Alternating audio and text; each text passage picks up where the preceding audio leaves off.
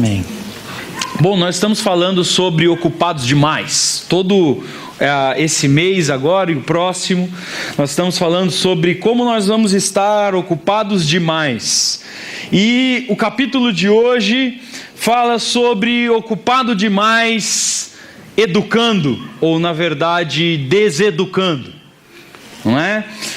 Muitas vezes nós estamos muito ocupados por causa da educação dos filhos.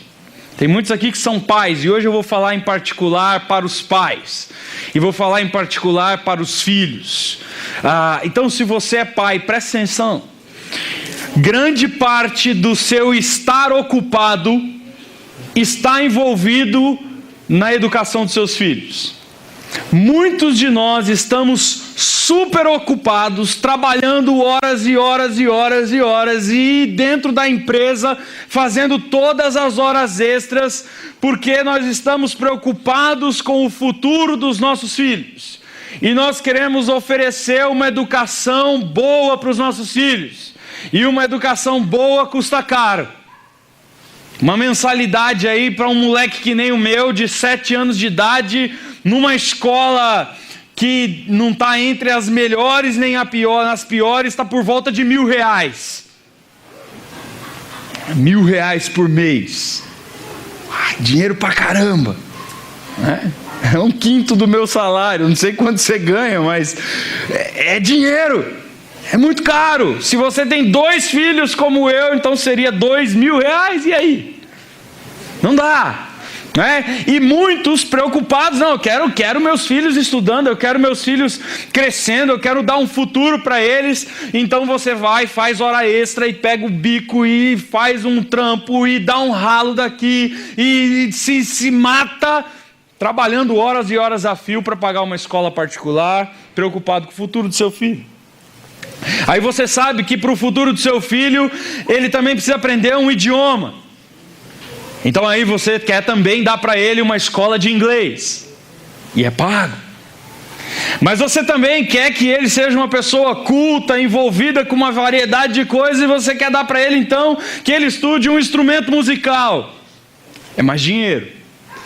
E você então pensa assim, bom, mas eu quero que o meu filho também tenha acesso a uma boa saúde, eu me preocupo em chegar na escola e chegar, se precisar ter um médico, eu preciso dar para ele alguma coisa, não quero levar ele no SAMEB, porque eu vou ficar 15 horas lá na fila e eu não vou ser atendido, e o atendimento que eu vou ter é com aquele médico que está desatento, que não está nem aí, que está dormindo, que passou em 5, 6 trabalhos e vai me dar um diagnóstico que eu não sei se é o melhor, e eu tenho medo da saúde pública, então eu quero pagar um plano de saúde para o meu filho, e aí eu vou trabalhar mais, e é mais tempo.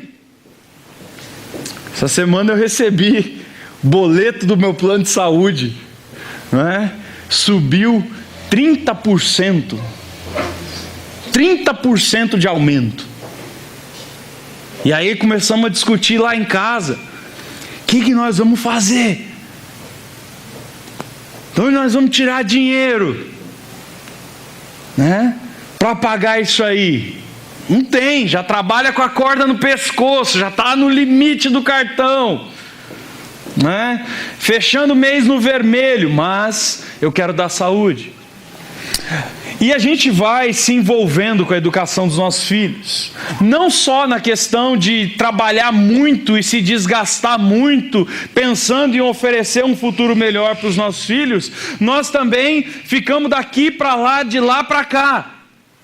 Então você acorda às 5 horas da manhã, prepara o café da manhã, deixa lá na escola, aí volta, vai para o trabalho, aí depois tem que, se você não pode ir na escola, sua esposa vai na escola buscar, ou você dá um jeito de sair do trabalho, passa rapidinho na escola, deixa no horário do almoço na casa da avó, aí volta para o trabalho correndo, e é aquela loucura, e aí você chegou do trabalho, você precisa levar o moleque para ir jogar bola, então você chega rapidão, engole uma comida, enfia para dentro, não tem tempo e tal, veste, toma banho, vamos para natação, vamos para o futebol, e sua vida é uma doideira a semana inteira.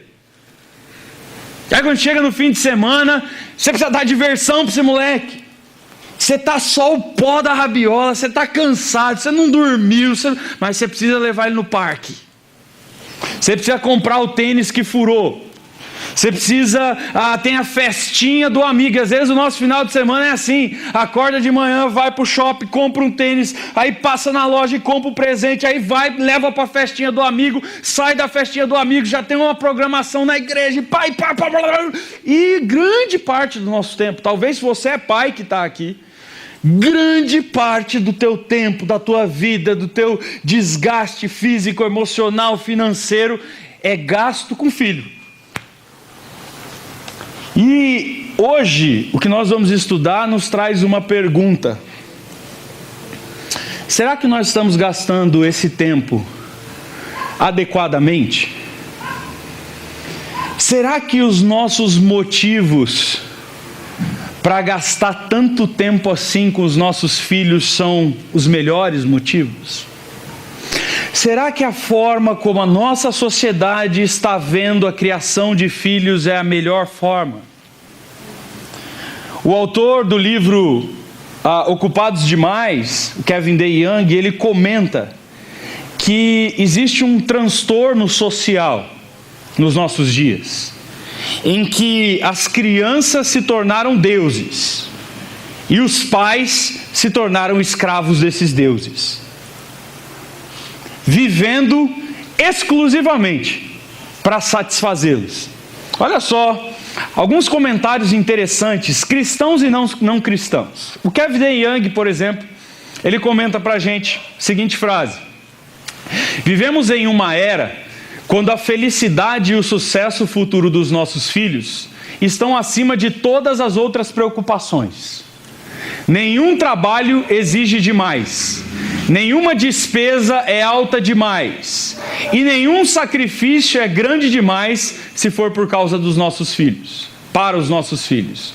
Uma pequena vida está na balança e tudo depende de nós. Nem o Kevin D. Young, nem eu estamos dizendo que isso está certo. Estamos simplesmente notando aquilo que é a verdade dos dias em que nós vivemos. Verdade tão evidente que até os que não são cristãos, os psicólogos, psicanalistas, psiquiatras, sociólogos, antropólogos, estão notando isso. Está tão evidente essa divinização das crianças, essa superexaltação, essa hipervalorização das necessidades das crianças, tem atingido inclusive classes que não são cristãs. Então tem gente preocupada com isso. Olha só o que disse, por exemplo, esse cara aqui, o Joseph Epstein. Joseph Epstein escreveu o seguinte, num artigo dele, chamado Kindergarten, deixa eu tentar traduzir. Kindergarten, em inglês, é o jardim da infância. Kindergarten, esse final T é de oligarquia, de superpoder. Então ele está dizendo o seguinte, que o título do artigo dele é assim: a oligarquia significa aqueles que estão no topo da cadeia alimentar, os chefes de tudo, do jardim da infância. E aí ele diz para a gente o seguinte: as crianças passaram das últimas para as figuras de primeiro plano na vida doméstica. Com cada vez mais atenção centradas nelas, na educação, nas pequenas realizações, no relacionamento correto com os pais e avós. Nos últimos 30 anos, pelo menos, temos esbanjado grandes despesas e ansiedades em nossos filhos de maneira sem precedentes. Na América, porque ele é americano, né? E talvez em qualquer outra vida nacional. Tal tem sido o peso de toda essa preocupação com as crianças, que exerceu uma tirania sutil, mas generalizada por si só. Isto é, que eu chamo de oligarquia do jardim da infância. O Kevin D. Young, citando esse cara, chama de puerigarquia, né? Triste, chata, infeliz, mal orientada, oligárquica do jardim da infância. Todos os arranjos são feitos centrados nos filhos, sua escola, suas lições, suas preferências, o cuidado e a alimentação deles e sua alta manutenção, Filhos é o nome do jogo. Ontem, eu estava com uma filha de uma vizinha nossa, e eu e a Arit, a gente precisava sair, essa menininha tinha ficado com a gente, a mãe tinha precisado sair, a gente ficou com ela. Mas a mãe sabia que a gente tinha horário para sair, se atrasou, a gente saiu e levou a menina. E aí no meio do caminho eu falei, Arit, liga para a mãe, para perguntar para ela se ela quer que a gente leve a criança com a gente, ou que ela deixa que a gente leve a criança em algum lugar, onde ela esteja, onde tem um parente, que eu deixe a criança lá. A Arit ligou e começou a falar com a mãe, olha, estamos aqui com a menina, nós estamos indo para uma festa de aniversário, vamos chegar tarde, o que você quer fazer? Você quer que eu leve ela para algum lugar? Você quer que eu leve ela comigo para a festa? Qual é a sua decisão? A Arit falando no telefone com a mãe. Aí a mãe fala assim para a Arit, passa o telefone para a menina. Aí eu não acreditei, eu virei para a Arit e falei, eu não acredito que isso está acontecendo. Ela vai perguntar para a menina o que a menina quer fazer. E foi batata. Ai, filhinha, não sei o que, desculpa mamãe, pelo amor de Deus, porque eu não cheguei na hora. A mãe só faltou se ajoelhar no chão, lamber o pé da menina, implorar pelo amor de Deus todos os perdões do planeta Terra. E perguntou para ela, filhinha, o que você quer? Você quer que a mamãe vai te buscar ou você quer ir para a festa com a tia Arit? E gente, nós estamos vivendo uma sociedade assim, que quem manda são as crianças. Eu já vi pais chegar em restaurante e falar para o filho, filhinho, aonde você quer sentar? E o filho fala assim, eu quero sentar lá, e vai lá e senta. E aí fala assim, filhinho, o que você quer comer? Ah, eu quero comer batata frita. Tá bom, filhinho, você quer aquela de rostinho? E o pai virou o filho, e o filho virou o pai.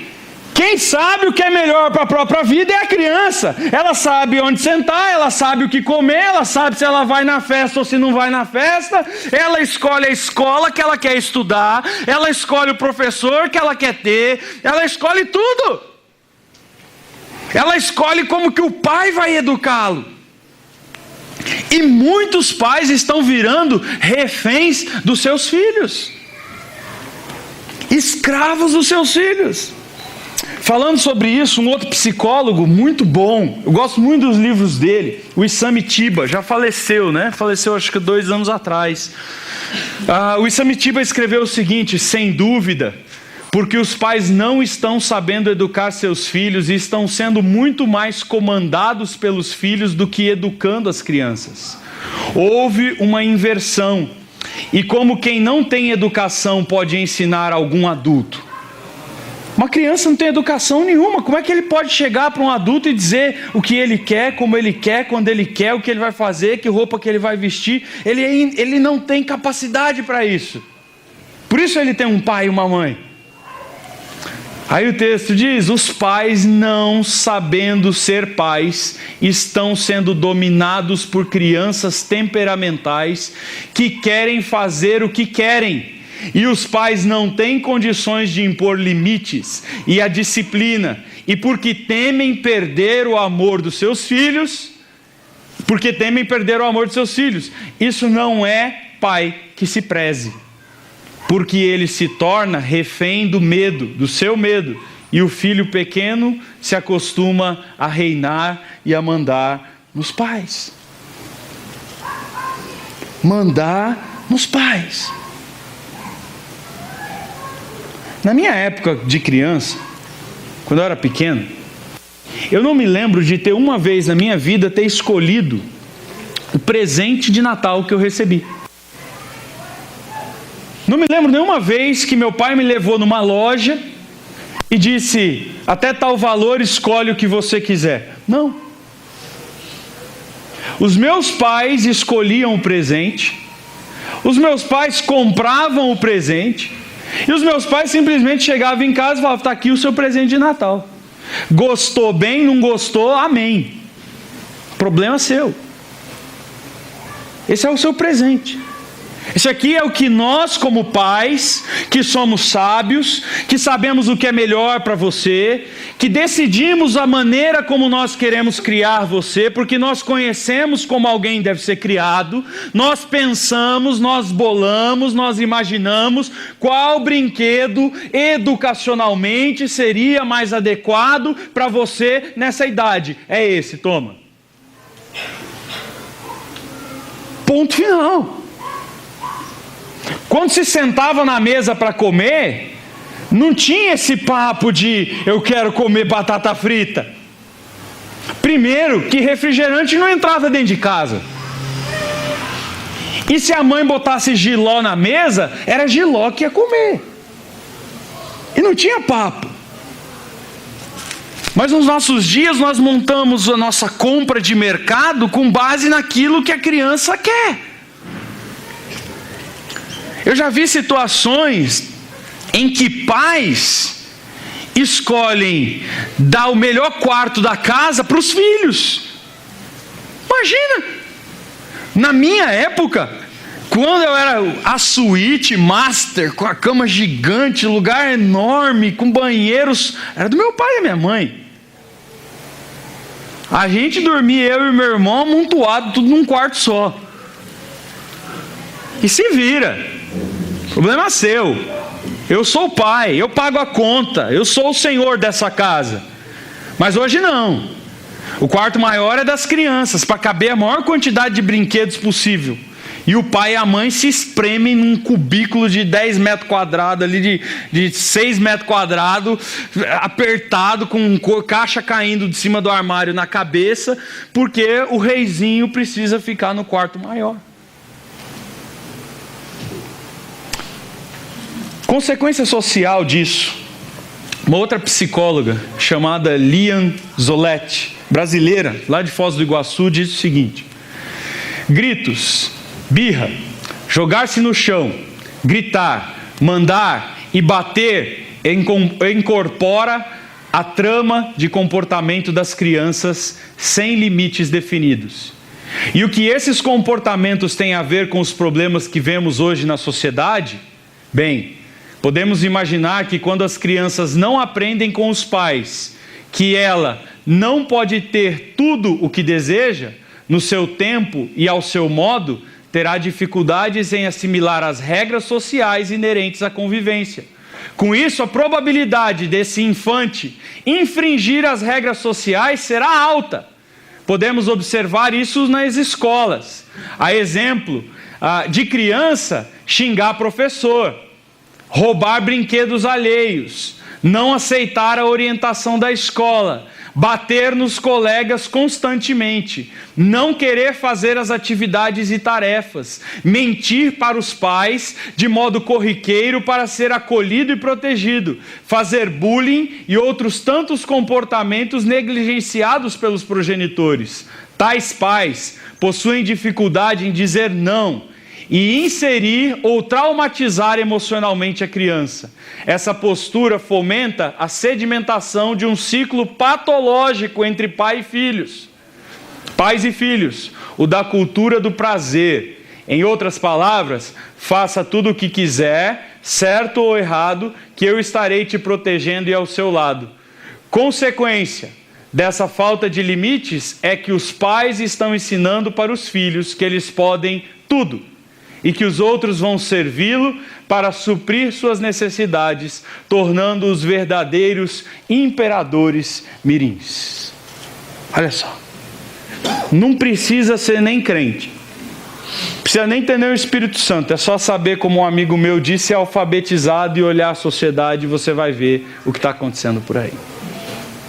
A situação é feia, os pais estão completamente dominados. Os pais estão entregues aos seus filhos e não gostam de dizer não. Outro dia, quando o Noah era pequenininho, faz uns tempos já atrás, eu e a Arit, a gente estava num parque, brincando, e o Noah tinha um caminhãozinho de areia, e a gente estava ali, sentado no banco, conversando, eu e ela, e o Noah brincando com o caminhãozinho de areia. Chegou uma mulher com uma criança, sentou do lado, falou para o menininho: vai lá brincar com o outro menininho ali. Aí ele veio brincar com o Noah. O que foi a primeira coisa que ele fez? Arrancou o caminhãozinho de areia da mão do Noé. Se sou eu, se acontece comigo, a primeira coisa que eu faço é levantar e dizer assim: Noé, devolve. O caminhão não é seu. Se ele quiser te emprestar, você pede por favor e ele te dá o caminhãozinho. Senão quem vai brincar é ele, o caminhãozinho é dele, ele trouxe o caminhãozinho e ele vai brincar com o caminhãozinho. Sabe o que a mãe fez? Olhou para mim e falou assim: ele é assim mesmo, não liga não, deixa ele brincar só um pouquinho. Essa é a realidade do mundo que a gente vive hoje, em que as pessoas estão preocupadas em agradar os seus filhos e satisfazer os seus filhos acima de toda moral, acima de toda ética e acima de todo compromisso social. E quando alguém diz não para o filho dele, antigamente, meu amigo, se viesse um bilhete da escola, a professora podia ser o Satanás, ela tinha razão, eu ia apanhar. Não tinha papo. Mãe, não, mas a professora achou que fui eu, mas foi o outro. Não, mãe, pai, já pau comendo. Não quero saber, não quero bilhete da escola. E, ó, pum. Ainda me fazia ir na sala de aula e pedir perdão para a professora. Hoje em dia, meu amigo, se a professora der uma bronca para um menino, meu pai querido, a mãe se dói, vira uma onça e vai para cima da professora como se a professora fosse a pior coisa do mundo, sendo que o demôniozinho é o filho dele. Então a gente precisa entender que isso está errado, que isso não é bom para a sociedade, que isso vai gerar uma sociedade de bandidos, criminosos, de gente má, de gente ruim, gente que só pensa em si. E já está gerando, nós já estamos vendo isso aí acontecer. A gente precisa deixar de acobertar os erros dos nossos filhos. Ontem, a gente estava nessa festa que eu fui, de aniversário, e aí a minha filha pequenininha chegou para o tio Márcio. Pensei nisso, Márcio, também. Quando estava estudando, eu já falei, eu vou usar esse exemplo. Chegou para o tio Márcio, e a Manuela é super, quando ela quer alguma coisa, ela muda o olhar, ela fala com uma voz doce, assim, ela é sensual, Aí ela chegou, olhou para o tio Márcio, tio, bem assim, que dá aquela tio, me dá a senha do seu celular. Aí o tio Márcio chegou e falou assim, não vou te dar a senha do celular. Mas tio, eu quero. Aí mudou a entonação. Quer dizer, a reizinha não foi atendida, ela impõe. Mas tio, eu quero a senha do celular. Aí o tio Márcio olhou para ela e falou assim, querida, você tem que aprender que na sua vida esse rostinho bonitinho não vai te dar tudo. E não tem senha do celular para você. E aí depois ele veio contar para mim e eu falei, obrigado, Márcio. Louvo a Deus pela sua vida. O tio Márcio é bravo, é bíblico e está fazendo o que é certo. Porque criança não tem que ter acesso irrestrito a celular. E o tio Márcio sabe que lá em casa a regra é essa. E eu respeito a autoridade dele. E se a Manuela viesse reclamar para mim que o tio Márcio falou isso para ela, ela ia apanhar e ainda ia ter que ir lá pedir perdão para o tio Márcio. Para deixar de ser sem vergonha e fazer futrica. Não é? Porque não tem esse papo de criança mandar. E a Bíblia é muito clara nisso. Queria te convidar a abrir a sua Bíblia no livro de Provérbios. Desculpa, livro de Provérbios.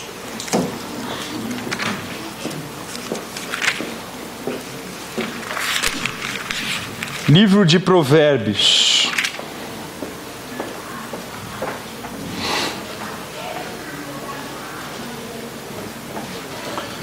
Capítulo 22 de Provérbios. Provérbios capítulo 22, versículo 6.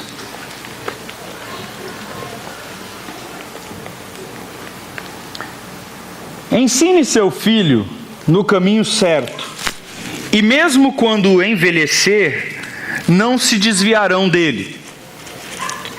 Eu quero ler a minha tradução, porque eu acho que, por mais que essa tradução seja bem feita, a gente pode ir um pouquinho além do que o texto está dizendo aí. O texto, a palavra usada no começo desse texto é essa palavra aqui, ó. Opa, o que eu fiz aqui? Aqui. Essa palavra aqui, anak.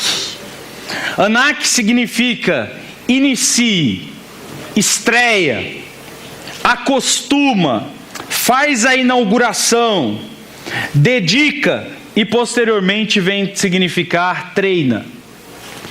O texto está dizendo para a gente o seguinte: pai, mãe, você e eu, nós somos aqueles que devem estrear as crianças, inaugurar as crianças no caminho certo. Olha só o que esse texto está dizendo. Primeiro, o texto está pressupondo que existe um caminho certo. Segundo, o texto está pressupondo que os pais sabem qual é o caminho certo. Terceiro, o texto está pressupondo que as crianças não sabem qual é o caminho certo. E há um imperativo sendo dito aqui, uma ordem. Pais, vocês conhecendo o caminho certo, indiquem, inaugurem, começa a falar para a criança qual é o caminho certo.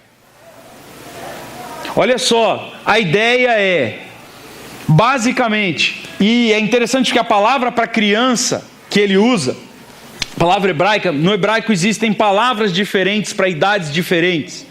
Essa criança que ele está se referindo aqui, inaugura a criança, ensina a criança, é uma palavra que significa basicamente criança de 2 a 12 anos de idade. Quer dizer, o momento da formação emocional, intelectual da criança. E ele está dizendo para a gente, nesse momento em que a cabeça da criança está sendo formada, criança não tem direito de dizer nada, de escolher nada, de optar por nada, de determinar nada, de indicar a direção de nada, do que vai comer, para onde vai, que roupa vai vestir. Quem faz isso é o pai. Porque se você olhar o livro de Deuteronômio, o texto vai dizer ao sentar, ao se levantar, ao sentar na mesa, ao comer, ao andar pelo caminho, o dia inteiro, o pai e a mãe estão exercendo uma função, uma atividade, dizer para a criança o que ela não sabe. No inverno, você vai vestir essa roupa aqui. Para brincar, você vai vestir essa roupa aqui. Ah, mas eu quero vestir aquela nova. Não, você vai vestir essa, porque você não sabe que roupa usa para brincar. Eu sou seu pai, eu sei. É a roupa velha, rasgada, que você vai rasgar e sujar. É isso aqui que você vai comer. Não, mas eu quero comer batata frita. Não, você vai comer jiló. Você vai comer berinjela. Você vai comer. Você vai comer porque aqui tem nutrientes que outras coisas não te dão. Você vai comer porque você não sabe o teu dia de amanhã. O que vai ser colocado na sua mesa. Em que situações da vida você vai estar e que você vai precisar comer isso aí. Então você vai comer. Você vai comer tudo que colocar na mesa. E você não só vai comer tudo que colocar na mesa, você vai comer de tudo que existe. Porque eu sou seu pai e eu sei o que é melhor para você e eu estou te dando aquilo que é melhor para você.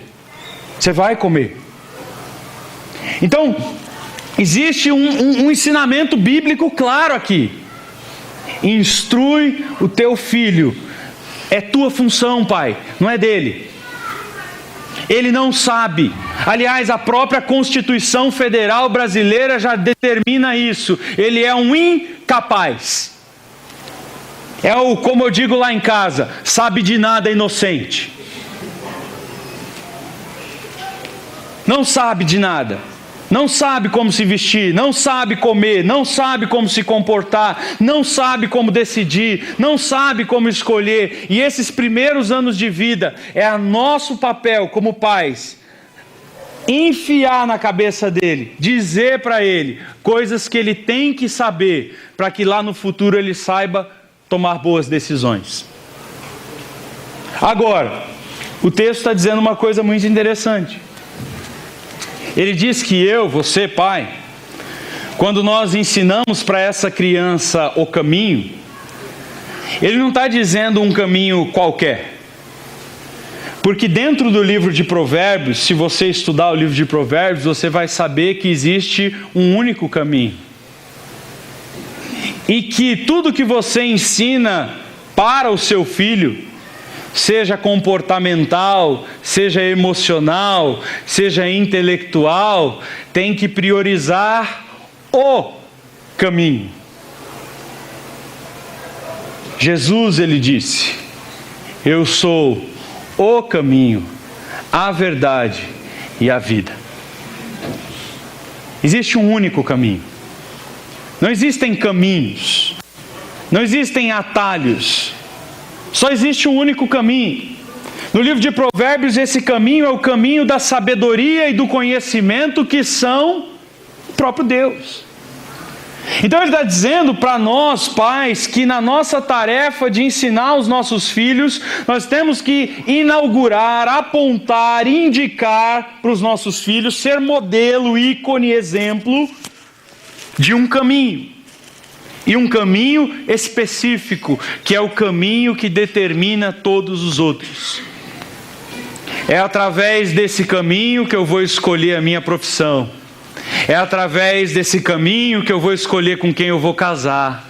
É através desse caminho que eu vou escolher como que eu vou ser como homem, como que eu vou ser como mulher. É através desse caminho que eu vou saber como lidar com as emoções, como lidar com o luto, como lidar com a tristeza, como lidar com as coisas quando não acontecem do jeito certo. É através deste caminho que me guia e que me direciona, quer comamos, quer bebamos, quer façamos qualquer outra coisa, que tudo nós façamos com um único caminho, para a glória de Deus. Isso significa que a nossa prioridade como pais não está nos primeiros anos dos nossos filhos, de 2 a 12 anos, não está em escola, não está em plano de saúde, não está em estudar inglês, em fazer Kumon, ou em tocar um instrumento musical. Que a prioridade da minha vida nos primeiros anos do meu filho é enfiar Deus dentro da cabeça dele de dia e de noite, para ele saber que existe um Deus nos céus, que domina a terra, que dirige a vida dele, e que todas as decisões que o pai dele toma, que a mãe dele toma, tem um Senhor e uma prioridade. É Deus o caminho. Só que não é isso que a gente faz. A gente está correndo que nem louco para ele aprender a nadar. Só que se ele morrer afogado, ele vai para o inferno, porque a gente não ensinou para ele que existe um Salvador. A gente está preocupado em ele jogar a bola bem, só que a gente não ensinou para ele que existe um Senhor, que não é o Maradona, nem o Messi, nem o R7. A gente está preocupado que ele saiba falar inglês, mas para que ele seja um missionário, para que ele saiba ler, para que ele saiba pregar o Evangelho em toda a nação. Mas não é para isso que a gente está preocupado. A gente está se dedicando e gastando tempo para enfiar coisas na cabeça do nosso filho, para que quando ele faça 12, 13, 14 anos, ele fala assim: mãe, quer saber? Vou mais na igreja não. Ah, por quê, filho? Eu te criei dentro da igreja. Eu não quero ir mais na igreja. Igreja é chato. Lá com os meus amigos da escola, eu aprendi coisas mais legais do que na igreja. Faz mais sentido a vida que eles levam. A festa, a balada, transar com as menininhas, beber até cair. É mais divertido, é mais legal. Por quê? Porque ele não entende que os princípios que ele aprendeu têm propósitos eternos. Ele só consegue ver o aqui e o agora, o prazer imediato, como a psicóloga lembrou pra gente. Nós estamos criando filhos para a cultura da autossatisfação, e não para a cultura de esquecer: você não é o centro do universo, meu amigo. Você tem que morrer para você mesmo. E você tem que viver para Cristo. Nós não ensinamos isso para os nossos filhos. Nós não ensinamos esse caminho, nem este caminhar.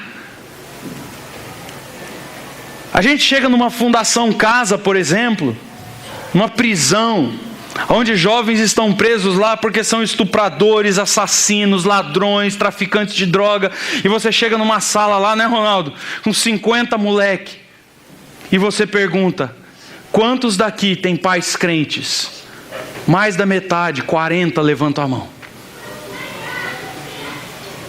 Quantos daqui sabem tal versículo da Bíblia? Todos sabem. Você chega lá, eles cantam Fernandinho, eles cantam tudo que é música evangélica, pentecostal, neopentecostal, tradicional. Eles sabem a harpa, o cantor, sabe até tocar, né, Ronaldo? Chegamos lá um dia, o cara falou: deixa eu tocar um hino aí. Mandou, tocou. Criado dentro da igreja. Sabe todas as historinhas da Bíblia, mas sabe o que ele não sabe? Para que essas historinhas servem para a vida dele? Porque essas historinhas são só da igreja domingo. Segunda a sexta, essas historinhas não servem para nada lá no futebol, não servem para nada lá na natação, não servem para nada lá na aula de inglês, não servem para nada lá na escola. Por quê? Porque não tem ninguém buzinando no ouvido dele, porque a palavra que ele vai usar aqui significa: fala para o teu filho, repete de dia e de noite, o tempo todo. Fala para ele o caminho que ele deve andar. Ensina para ele a obedecer. Só que a gente vive desgastado, cansado com os filhos, e a gente acaba esquecendo que nós não somos pais perfeitos. Por mais que você se dedique, por mais que você ensine, por mais que você faça, por mais que você vá, não há garantia nenhuma, porque nós não temos poder de transformar o coração dos nossos filhos. Não temos. Eu posso orar todos os dias pelos meus filhos. Eu posso ensinar a Bíblia de manhã e de tarde e de noite. Eu posso fazer eles decorarem a Bíblia e saber toda a teologia do Schaeffer de cor e salteado. Quem não conhece, são 4 volumes desse tamanho. Isso não vai mudar nada na vida do meu filho se o Espírito Santo não agir. Só existe um que é perfeito. Só existe um que muda corações. Só existe um que convence o homem do pecado, da justiça e do juízo. E só existe um que começa uma boa obra no ser humano e que é capaz de completar essa obra. Então, por mais perfeito que você seja como pai, você nunca vai atingir a perfeição. É por isso que a Bíblia, quando conta a história de famílias, só conta a história de família desgraçada e destruída. Abraão teve um filho com uma outra mulher que queria matar o seu filho da primeira mulher, que até hoje eles estão se brigando e se matando lá. Davi, um dos filhos, estuprou uma das filhas, aí o filho mais velho ficou com raiva, matou o irmão. Aí esse filho mais velho quis tirar o trono do pai, estuprou as mulheres do pai em público, expulsou o pai do reino e quase matou o pai. Aí você vai olhando as histórias da Bíblia, era Esaú querendo destruir Jacó, e a Bíblia já começa assim, Caim matando Abel.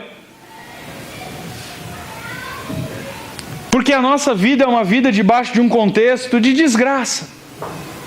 Quando você olha as histórias dos homens da fé, dos heróis da fé, quando você vê aquela galeria de homens da fé de Hebreus 11, você olha as famílias dele, famílias caóticas.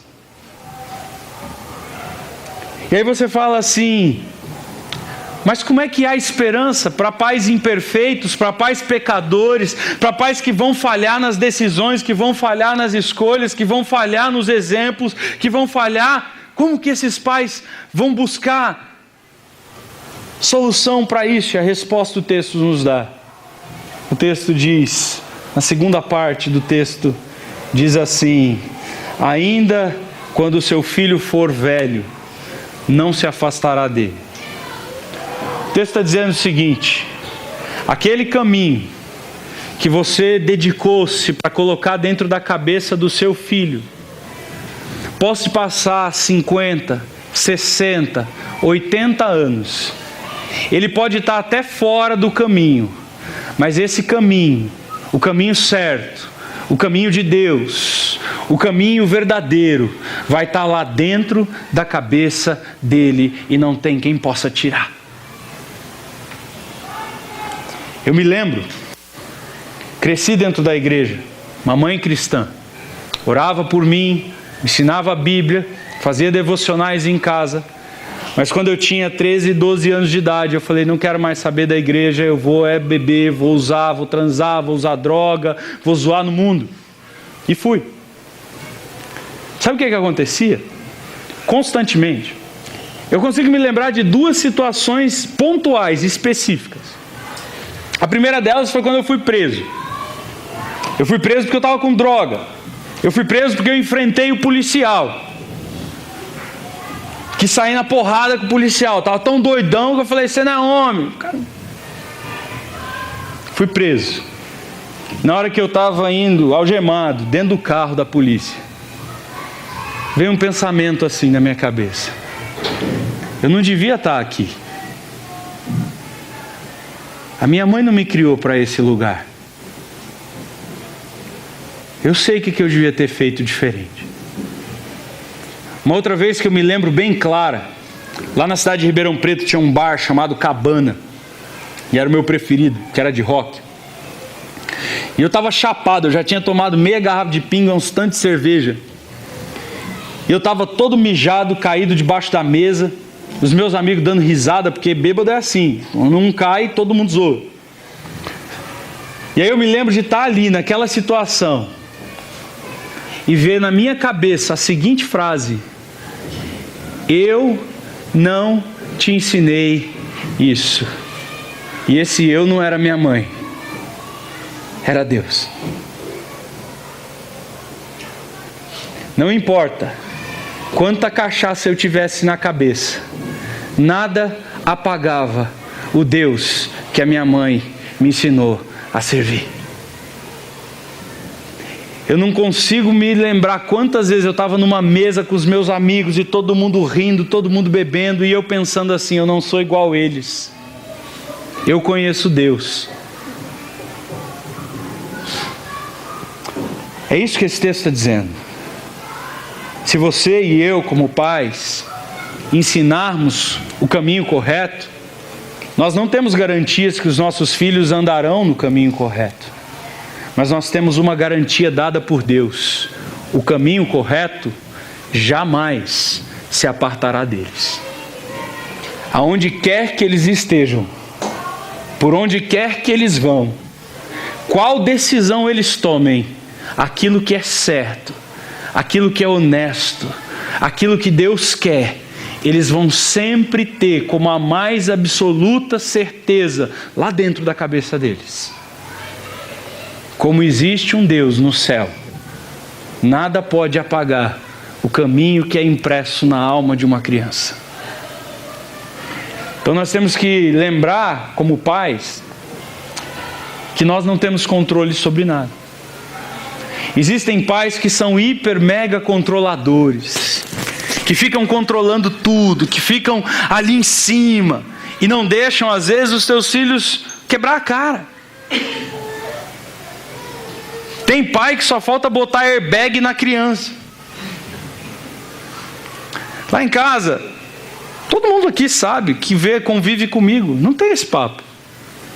Essa semana o Noah saiu de casa. A Arites falou: não corre. O que ele fez? Correu. Você acha que eu vou correr atrás dele para segurar ele? Eu não vou correr atrás dele para segurar ele. A mãe já deu a instrução: não corre.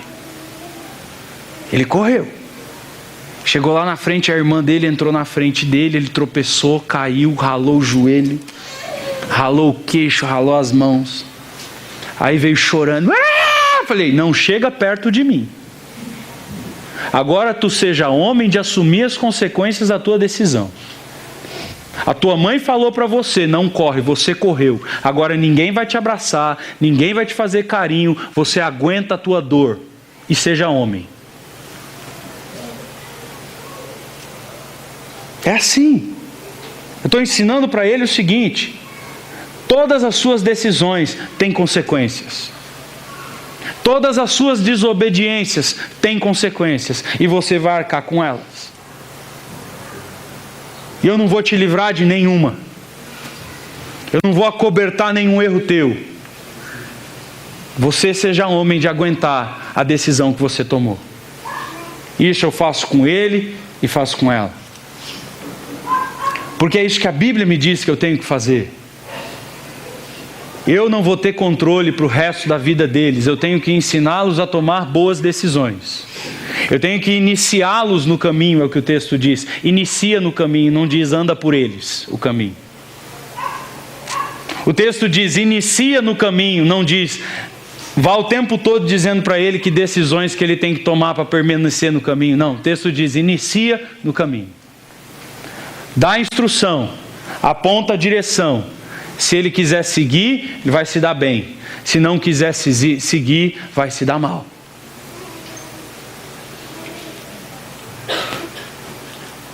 Seu filho precisa de você também descansado. O livro diz que o autor cita um outro autor que fez uma pesquisa dizendo o seguinte: foi feita uma pesquisa nas escolas dos Estados Unidos com crianças, dizendo que o que elas sentiam mais falta dos pais. E o que elas sentiam mais, que elas precisavam dos pais.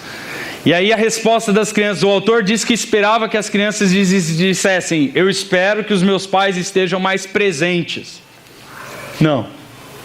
95% das crianças disseram: eu espero que os meus pais estejam menos estressados, que eles estejam menos cansados. Porque é isso que acontece com a gente. A gente acha que está ajudando a criança, trabalhando demais, se desgastando demais para dar ela escola, para dar hospital, para dar plano de saúde, para dar aquilo.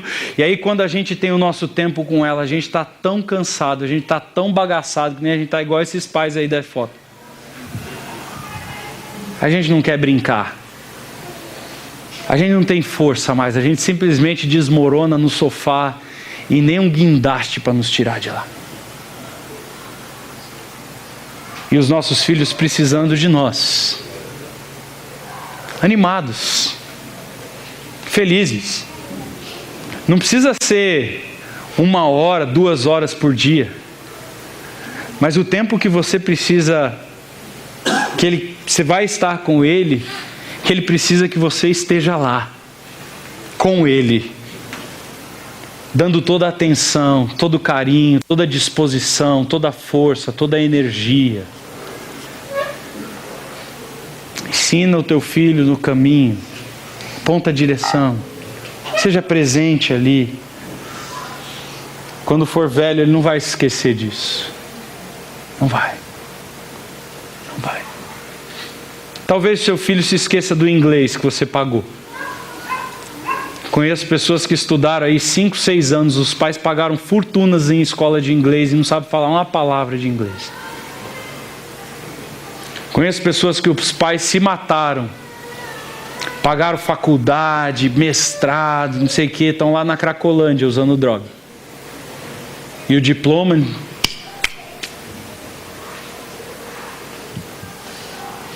Agora, o teu filho nunca vai esquecer daquela roupinha de boneca que você costurou à mão. Daquela pistinha, daquele trenzinho que vocês fizeram juntos. Seu filho não vai se esquecer das vezes que você carregou ele no ombro e das vezes que você brincou com ele no parque. Ele não vai esquecer dessas coisas. Ele vai se lembrar da tua presença animada, disposta, amorosa para brincar com ele. Ensina o caminho. Mas ensina estando você no caminho, tomando boas decisões com o seu tempo, como nós já temos estudado. E por fim, os nossos filhos precisam de Deus, não de nós. Os nossos filhos precisam de Deus. Crianças vivem sem pais, mas morrem sem Deus. Eu quero repetir isso. Crianças vivem sem os seus pais, mas elas morrem sem a presença de Deus. Lembre-se disso. Vai chegar um tempo que eles vão olhar para a sua cara e vão dizer: papai, mamãe, eu te amo, mas chegou a hora de eu ir embora. Eu estou saindo de casa e agora eu vou viver a minha vida. Eu vou tomar as minhas decisões. E ele vai viver muito bem, obrigado. Ele vai comprar casa, vai comprar carro, vai trabalhar, vai ter o dinheiro dele, vai ter a esposa dele, vai ter o filho dele. E nesse tempo que ele for embora, talvez ele vai ficar muito tempo sem lembrar de você. Talvez ele passe 2, 3 meses e fale: ixi, faz um tempão que eu não vou lá na minha mãe, que eu não ligo para o meu pai. Os nossos filhos não precisam de nós para o resto da vida. Eles precisam de nós no começo ali. Mas nós não criamos eles para a gente. Nós criamos eles para percorrer o caminho. Nós temos o privilégio e a honra de iniciá-los no começo do caminho. Mas o resto da jornada de vida deles, eles vão fazer sozinhos. E o que vai determinar o resto da vida deles não é o quanto eles sabem do que nós ensinamos, mas é o quão próximo eles estão de Deus. Então os nossos filhos, vai chegar um tempo em que nós simplesmente dobraremos os nossos joelhos